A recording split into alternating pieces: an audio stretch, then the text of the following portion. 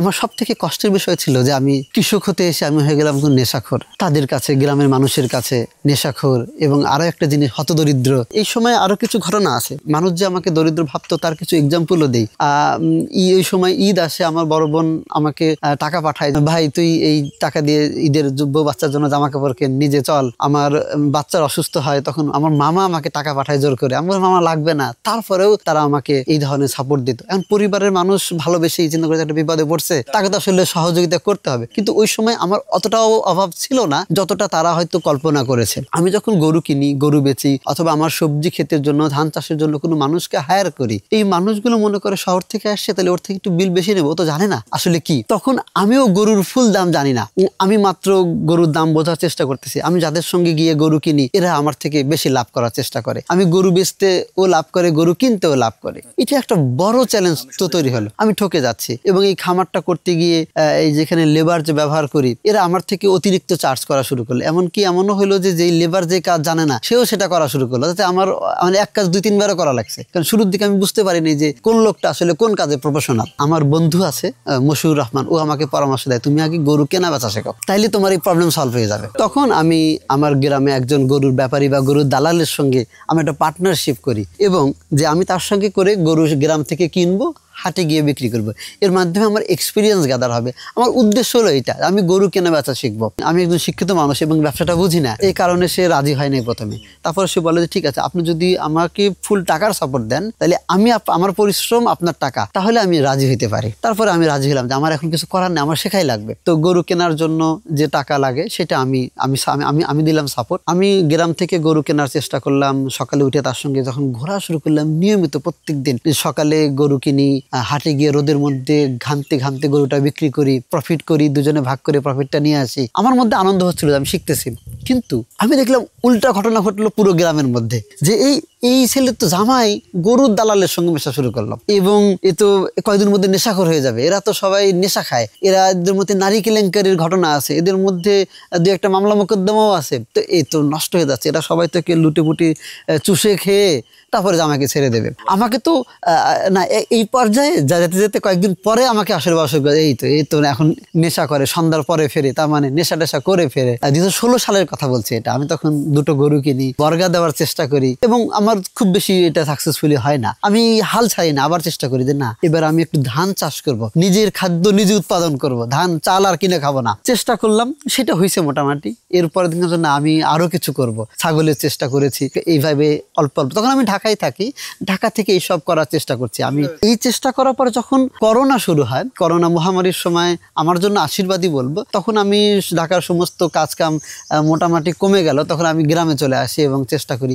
গ্রামের ইকোনমিতে আসলে সাস্টেন করাটা সহজ, কারণ এইখানে খুব বেশি মানে আপস অ্যান্ড ডাউন নাই, যেটা শহরে খুব বেশি। শহরে স্টেবল মানে একটা অবরোধ মানে ওই দিন সব ক্ষতি, কিন্তু গ্রামে এটা নাই। তখন আমি চেষ্টা করলাম যে আমি গ্রামে এই কাজটাকে আমি আবার নতুন করে একটু বাণিজ্যিক ভাবে কৃষক হব, একবারে ফুল টাইম কৃষক হব। সেই স্বপ্ন নিয়ে আমি প্রথমে নিজের খাদ্য নিজে উৎপাদন চেষ্টা করি। আমি একটা ছোট্ট সবজির ক্ষেত করি, নিজে নিজে সব কাজ করার চেষ্টা করি। তার পাশে আমি 5টা গরু কিনি, যে এবার গরু পালবো, নিজে নিজে গরু পালার চেষ্টা করি। হ্যাঁ, এগুলো ভালোই আগাচ্ছিল। ওইটাই আমাকে আসলে কনফিডেন্স দেয় যে গরু ব্যবসায় লাভ হয়, সবজিতে লাভ হয়। মানুষের কাছে যেটা, কৃষকের কাছে যেটা শুনতাম, এখানে তো অনেক বেশি লাভ করার সুযোগ নাই, কিন্তু আমি দেখলাম যে লাভ করার সুযোগ আছে। কৃষক আসলে টেকনোলজি ব্যবহার করে না, তারা অনেক কিছুই স্পেশালি করে না, যেটা আসলে একজন শিক্ষিত মানুষ হওয়াতে আমি ওইগুলো কল্পনা করতে পারছি যে এগুলো আমার করা উচিত। আমাদের মধ্যে যারা শহরে থাকেন তারা সবসময় মনে করে যে শহরেই বোধহয় একটু লাইফস্টাইল ভালো, একটু আরামায়েশ বেশি, সবকিছু হাতের কাছে পাওয়া যায়। কিন্তু আমি মনে করি গ্রামে আসার পর আমি দেখছি যে গ্রামে আসলে সবকিছু করা সম্ভব, সব সুখ সুবিধাও এখানে আছে।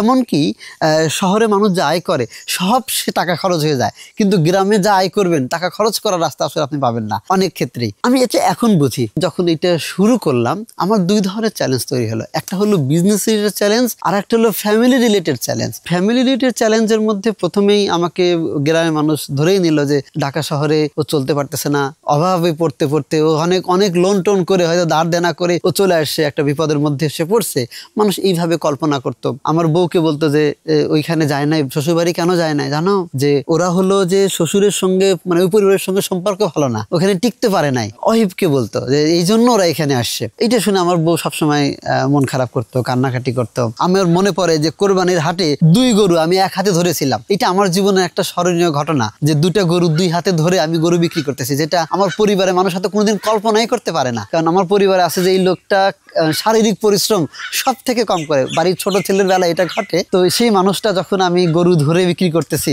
এইটা আমার বউ যখন শুনছে, ওর চোখ দিয়ে পানি পড়ে গেছে, যে আর এই রোদের মধ্যে এই বৃষ্টি হচ্ছে, তুমি এটা কিভাবে পারলে? আমি বলছি যে আমার পরিস্থিতি আমাকে আসলে পারাইছে। আমার এমন হয়েছে, দেখেন, যখন ঘাটে গেছি প্রথমে বা গরু নাড়ছি, আমাকে সাবান দিয়ে হাত দিয়ে খাইতে হয়েছে। এরপরে এই গরুর হাটে যে খাবার ব্যবস্থা, ক্ষুধা লাগলে এইখানে কিন্তু খুবই অপরিষ্কার একটা অবস্থা, সেইখানেও আমাকে খাইতে অভ্যস্ত হইতে হয়েছে, কারণ পরিস্থিতি আমাকে নিয়ে গেছে। এখন যখন আমার বিজনেস ভালো চলছে, খামার ভালো চলছে, আমার চাষ হচ্ছে, আমার পরিবার আমার নিজস্ব উৎপাদিত খাবার খেতে পারছি, ইকোনমিক্যালি আমি স্টেবল হয়েছি, আমি শহরে যা আয় করতাম সেরকম আয় এখন গ্রামে বসেই করতে পারছি। গ্রামের মানুষ এখন বলতেছে যে লোকটা পাগল, কিন্তু এই লোকটা একটু উন্নত চিন্তা ভাবনা করে, যা আমরা করি নেই, যাতে মাতাল তালে ঠিক, ব্যাপারটা এইভাবে চিন্তা করে। এবং এখন তারা চিন্তা করতেছে যে এই জোবাইরের কারণে, জামাইয়ের কারণে আমাদের শহরের মানুষ, সারা পৃথিবীর মানুষ এখন এই গ্রামটাকে চিনতেছে। এই গ্রামে মানুষের কর্মসংস্থান হচ্ছে, মানুষ শহর থেকে বেড়াইতে আসতেছে। এবং দেখেন, অলরেডি আমি বলবো যে 100 জন মানুষ যদি এসে থাকে এখানে, বা 100 জনের বেশি আসছে, তারা যদি 2000 টাকা করে এখান থেকে বাজার করে, অন্তত